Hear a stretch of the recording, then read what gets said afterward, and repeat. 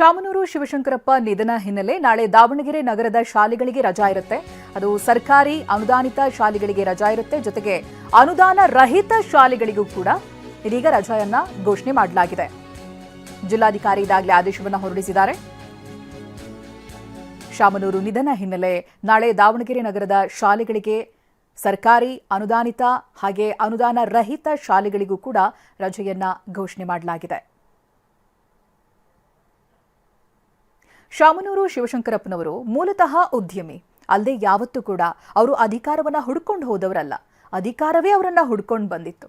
ಹಾಗಿದ್ರೆ ಮಧ್ಯ ಕರ್ನಾಟಕದಲ್ಲಿ ಇವರ ಉದ್ಯಮ ಸಾಮ್ರಾಜ್ಯ ಹೇಗಿದೆ ಅನ್ನೋದನ್ನ ತೋರಿಸ್ತೀವಿ ನೋಡಿ.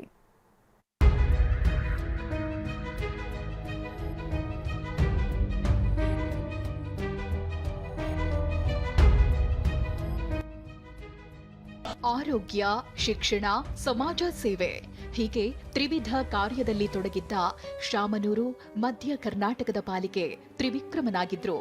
ಮಧ್ಯ ಕರ್ನಾಟಕದ ದಾವಣಗೆರೆ ಇಂದು ರಾಜ್ಯ ರಾಜಧಾನಿಗೆ ಸೆಡ್ಡು ಹೊಡೆಯುವಂತೆ ಬೆಳೆಯುವಲ್ಲಿ ಶಾಮನೂರು ಪಾತ್ರವು ದೊಡ್ಡದಿದೆ. ಅದೇ ಶಾಮನೂರು ಇಂದು ವಿಧಿವಶರಾಗಿದ್ದಾರೆ.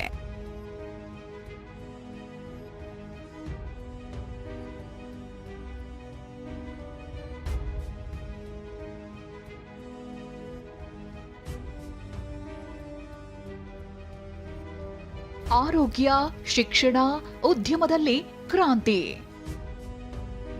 ಮಧ್ಯ ಕರ್ನಾಟಕದಲ್ಲಿ ಶಾಮನೂರು ಸಾಮ್ರಾಜ್ಯ. ಒಂದು ಕಾಲದಲ್ಲಿ ಕರ್ನಾಟಕದ ಮ್ಯಾಂಚೆಸ್ಟರ್ ಅಂತಾನೆ ಕರೆಸಿಕೊಳ್ಳುತ್ತಿದ್ದ ದಾವಣಗೆರೆಯಲ್ಲಿ ಉದ್ಯಮದ ಜೊತೆ ಇಂದು ದೊಡ್ಡ ದೊಡ್ಡ ಶಿಕ್ಷಣ ಸಂಸ್ಥೆಗಳು ತಲೆ ಎತ್ತಿವೆ. ಈ ಶಿಕ್ಷಣ ಸಂಸ್ಥೆ ಹುಟ್ಟುಹಾಕುವಲ್ಲಿ ಶಾಮನೂರು ಶಿವಶಂಕರಪ್ಪ ಪ್ರಮುಖ ಪಾತ್ರ ವಹಿಸಿದ್ದಾರೆ. ಅಷ್ಟಕ್ಕೂ ದಾವಣಗೆರೆಯಲ್ಲಿ ಶಾಮನೂರು ಸಾಮ್ರಾಜ್ಯ ಹೇಗಿತ್ತು ಅನ್ನೋದನ್ನ ನೋಡಿದ್ರೆ, ದಾವಣಗೆರೆಯಲ್ಲಿ ಬಾಪೂಜಿ ಶಿಕ್ಷಣ ಸಂಸ್ಥೆ ಹುಟ್ಟುಹಾಕಿರೋ ಶಾಮನೂರು ಶಿವಶಂಕರಪ್ಪ ದಾವಣಗೆರೆಯಲ್ಲೇ 2 ಮೆಡಿಕಲ್ ಕಾಲೇಜ್ ಸ್ಥಾಪನೆ ಮಾಡಿದ್ದಾರೆ.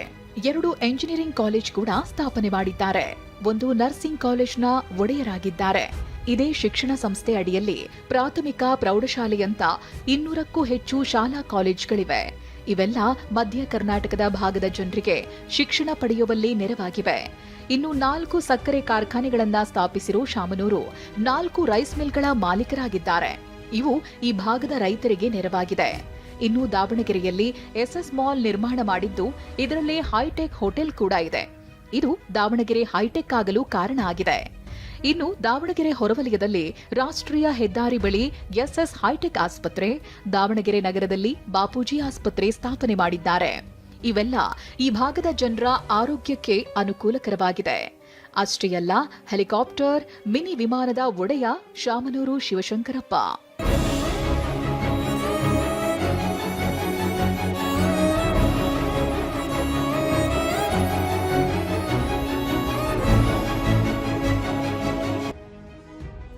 ದಾವಣಗೆರೆ ವಿವಿಯ ಎಲ್ಲಾ ಕಾಲೇಜುಗಳಿಗೆ ನಾಳೆ ರಜೆ ಘೋಷಣೆ. ಶಾಮನೂರು ನಿಧನದ ಸುದ್ದಿ ಕೇಳಿ ಇಡೀ ದಾವಣಗೆರೆ ಮೌನವಾಗಿದೆ. ಇನ್ನು ದಾವಣಗೆರೆ ವಿವಿಯ ಎಲ್ಲಾ ಸ್ವಾಯತ್ತ ಸಂಸ್ಥೆಯ ಕಾಲೇಜುಗಳಿಗೆ ನಾಳೆ ರಜೆ ಘೋಷಣೆ ಮಾಡಲಾಗಿದೆ.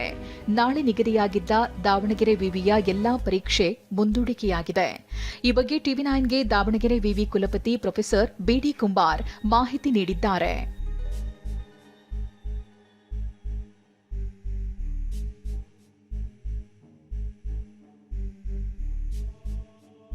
ಮಂಗಳವಾರ ದಾವಣಗೆರೆಯಲ್ಲಿ ಅಂತ್ಯಕ್ರಿಯೆ ಸಾಧ್ಯತೆ.